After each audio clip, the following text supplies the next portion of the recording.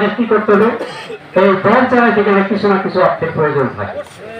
আজকে যে আপনারা এখানে বসছেন এসে, আপনাদের বাড়িতে অনেকের বাড়িতে আমরা ছোটখাটো মাহফিল করি। সর্বদেশ বললেন প্রতি থানায় থানায়, বাংলাদেশে প্রতিটা থানায় উপজেলায় এই ইফতার মাহফিল দিচ্ছে। তার পাশে আরো দাওয়াত কিন্তু দিয়ে দিচ্ছে আমরা, এবং সে অনুষ্ঠানের সাথে আমরা করছি। নগর গঙ্গাতে চলতেছে প্রতিদিন ইফতার মাহফিল। বাজার পরবর্তীতে হুকুম দিচ্ছে যেসব জায়গায় থানার জলসা বা উপজেলার জলসা শেষ হবে, সেই সব জলসা পরবর্তীতে প্রতি গ্রামে, প্রতি ইউনিয়নে, প্রতি বাড়িতে বাড়িতে ইফতার জলসা হবে। এই নিহিত অন্তর্নিহিত কারণ অবশ্যই আছে। আমরা তো রহমত পাইতে চাই, তাই না? রহমতের কাজ না করলে কি রহমত পাওয়া যাবে না। এই জন্য উনি আমাদেরকে হুকুম দিচ্ছেন ব্যস্ত থাকার জন্য। এখনো কিন্তু জনসভা, দলীয় কার্যক্রম অনেক জায়গায় চলে, বিভিন্ন দলে চলে না। আমাদের তো এইভাবে ডাইকে না রাখতেন, তাই তো আমরা এগুলো বাদ দিয়ে আবার সেদিকে ফিরে যখন আসি, আপনার ভয় ব্যস্ত অনেকে অন্য দল করে না? আপনাদের ডাকতো যে আসেন যাইতো, আপনি ফিরে থাকলে তো না গেলে বাইশে অসন্তুষ্ট হবে জায়গা, তাহলে কিন্তু অস্পৃশ্য হয়ে গেল। এই জন্য আমাদের হিজবুল আলম যাদের বলেন আমাদের চেয়ারম্যান সাহেব আমাদেরকে দিক নির্দেশনা দিচ্ছেন, আমাদের প্রতি হুকুম জারি করছেন, আমরা যেন সবাই আল্লাহ এবং আল্লাহ রসুলের বিধান মতে চলতে পারি, সেই জন্য আমাদেরকে একটি জানাবাউলি দিয়ে দিচ্ছেন নাকি। আর খেদমতটা বলেছেন সোমবার এবং শুক্রবার আপনার খেদমতটা বহাল রাখবেন।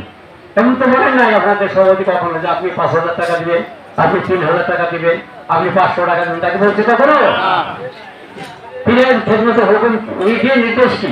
ফিকহের নির্দেশ যে তোমরা তোমার পীরের সাথে ঠকবাজি করবা না, তোমার যতটুকু সামর্থ্য আছে সেইটুকু খেদমত তুমি দান করো। কি বলেন?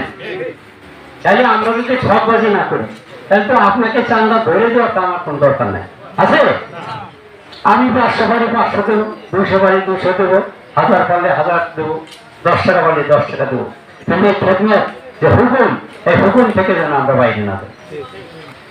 আমাদের বলে গেছেন, বাবা আমার অবর্তমানে আমার 2 সাহেবজাদা, তোমাদের মেয়ে ভাইজান, তোমাদের মেজো ভাইজান যা কিছু বলবেন, যা কিছু করবেন, সেটা মূলত আমারই কথা, আমারই কাজ, ঠিক না? তাহলে এই 2 ভাইজান যে কাজ করতেছে, সে কার কাজ করে দিতেছে? আগায় দিতেছে কার কাজ? হুজুর কেবলার কাজ। আর হুজুর কেবলা আপনাদেরকে নোটিশ দিয়ে গেছেন যে বাবা এই দলের মধ্য থেকে ইমাম মেহেদির আগমন ঘটবে, যেটা এই আজকের এই মাহফিলের প্রধান বক্তা আপনাদেরকে জানাইলেন। কি বলছেন আপনাদের? উনি জানাইলেন মানে আমরাও জানাইলাম, আমরা মনে করে দিলাম, কিন্তু আপনারা তো জানেন কথা, ঠিক না? সেটা আপনাদেরকে স্মরণ করাই দেওয়া। আপনারা ভাবতে পারেন যে ভিতর আশা করে সহিত হয়ে গেছে।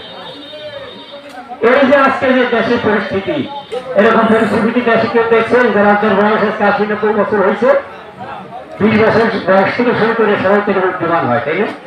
এখন যাদের এই 80 বছর বয়সে দেশের পরিস্থিতি, এরকম ভয়ঙ্কর পরিস্থিতি কেউ দেখছেন?